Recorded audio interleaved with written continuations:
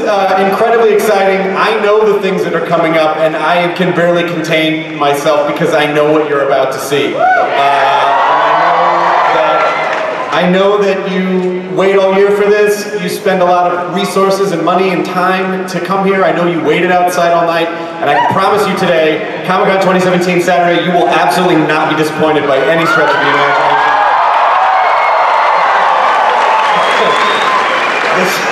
This band, I can't even wrap my brain around it. So let's just start, you guys. Let's just get right into this. Let's start this panel, Warner Brothers on Saturday. Start the thing and the effects and the business. An up-and-coming filmmaker that you guys might I really try to remember his name. He's going to do big things. Please welcome Steven Spielberg.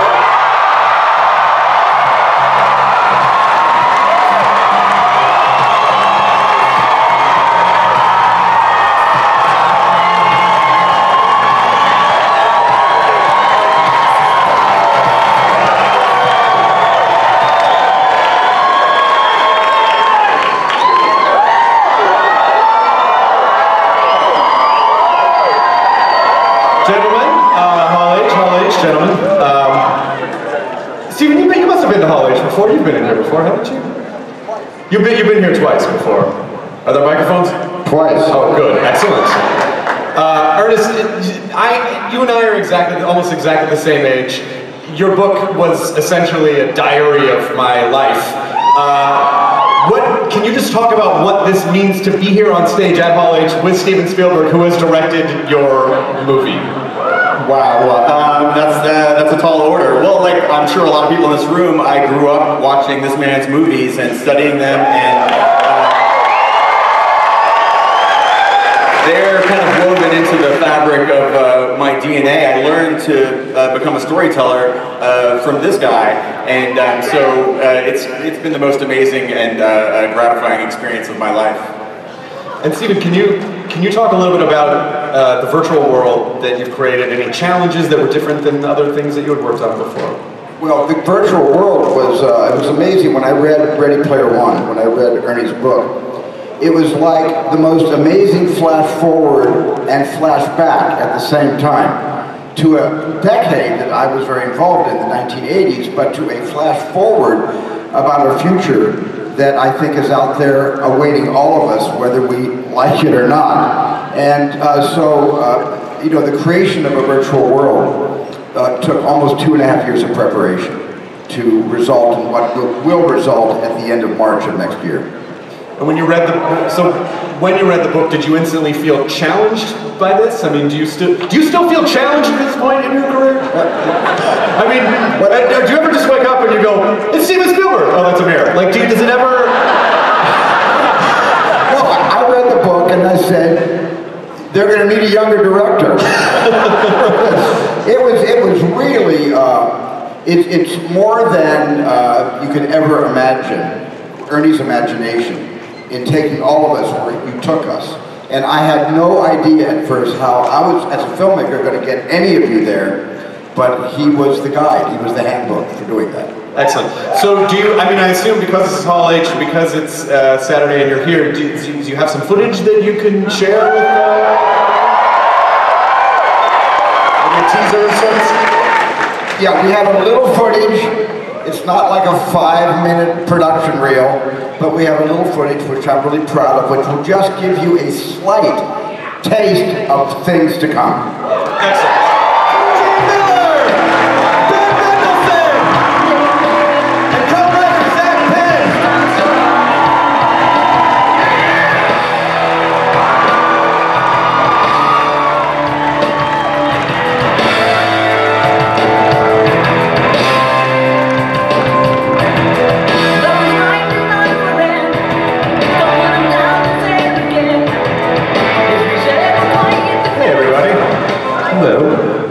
I just feel like a weird creep over here just staring at you guys from off to the side. But Zach, let's talk, just really quickly, let's talk about the job that you guys had taking this novel and turning it into a movie. Because obviously, when people read a book and it's very personal to them and they sort of project what they see, what were some of the challenges and how did you guys go about being able to take that onto the screen? Wow, well, it was super easy. We just kind of, I think Steven would back me up and say this was the most complex, it's definitely the most complex movie I've ever worked on, and I think Steven might agree with me. There's so much material, there's so much stuff in the book that you can use, that just to find a way to winnow it down and tell a story that can fit into a reasonable length, so that's not 11 hours, that in itself was a challenge, but to be honest with you, I thought, well, this will never happen. We're never going to be able to make this movie because we need like Steven Spielberg to direct it, or otherwise we're not going to do it. And to be honest with you, when they told me they were going to send it to him, I was like, oh, he's never going to do it. So yeah, that made everything a lot easier. That really helped to get the only guy who could make this movie to direct the movie. Yeah. Ty actually has a VR production company. Is this correct? Yes. And what are you working on right now? That you can't say? No, I mean, I was obsessed with virtual reality when I heard about this project, and I was like, oh, holy shit. Steven Spielberg is doing a VR movie. I can't wait to see that. Yeah, and so I mean, just to be even involved in the smallest increment, I think would have been so fortunate. But you know, now here we are at Comic-Con, and I'm so happy to be here with all you guys. Teacher, just dying to. Tell everybody that I'm wearing my Elliot hoodie. Yes.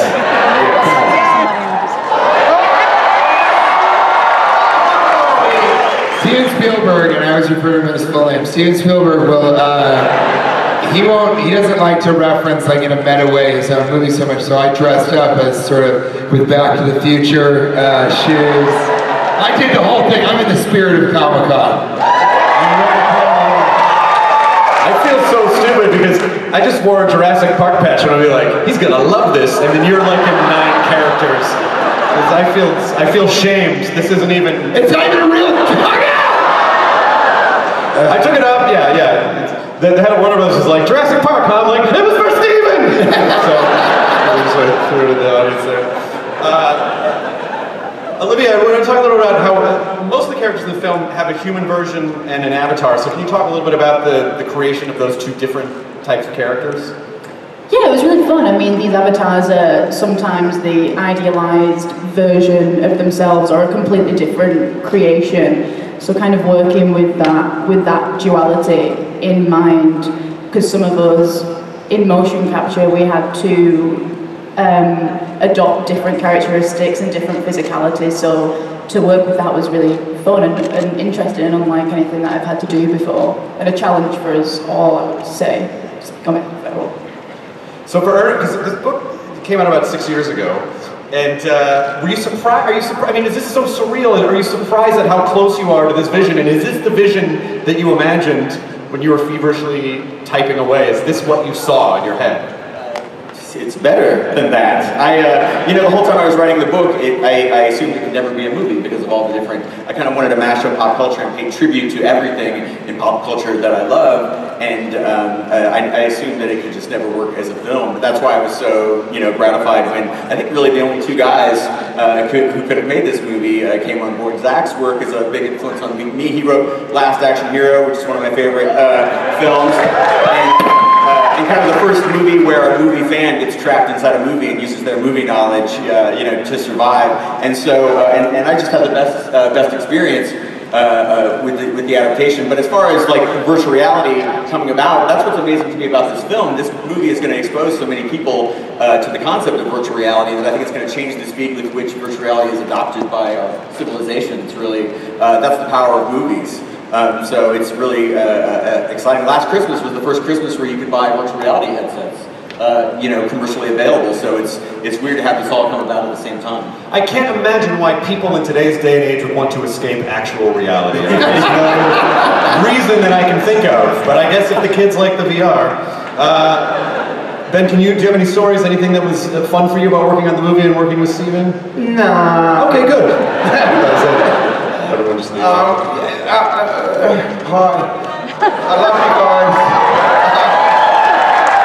No, it's awesome. I mean, if you turn up to work and Steven Spielberg is your boss, everything else is just gravy after that. We have some time for audience Q&A. If you guys want to ask a couple of questions, we have just about 8 minutes or so. Hey, Mike! Hey! How you doing, buddy? Hey guys, my question is, I saw some of the iconic video game stuff, and is Sinistar going to be in the game? Because I do a good Sinistar.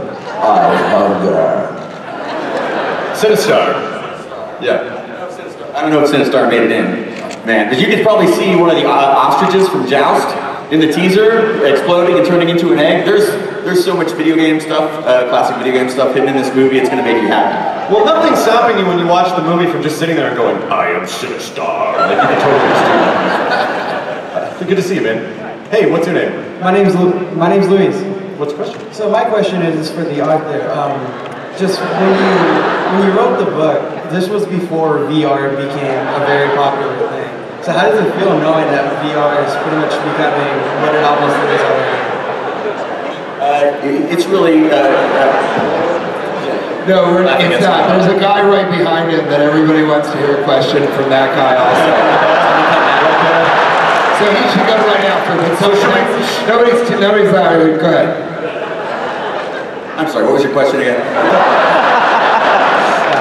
So pretty much your book was the forefront for modern day VR. So how does that make you feel that you pretty much wrote the blueprint? You're so kind. You know, it makes me feel a little bit like Arthur C. Clarke, you know, predicting the satellite before it was actually invented. But when I wrote Ready Player One, I was standing on the shoulders of a lot of science fiction giants like William Gibson, who wrote Neuromancer, and Neil Stephenson, who wrote Snow Crash. So I was not the first person to envision virtual reality. I feel very fortunate, though, that I wrote a book kind of predicting the potential of virtual reality right at the time that it was about to come about. And that was the most amazing thing to me. Like companies like Oculus and HTC Vive, they give copies of Ready Player One out to all their employees to help inspire them and show them the potential of virtual reality. So it's just it's a huge honor. It would be the second biggest honor of my life. It's a little bit more accurate than Lawnmower Man, I think, also. I want to get a question from the guy. Go ahead. This question is, when are you going back to your home planet, TJ? That's his question. Once the task is done.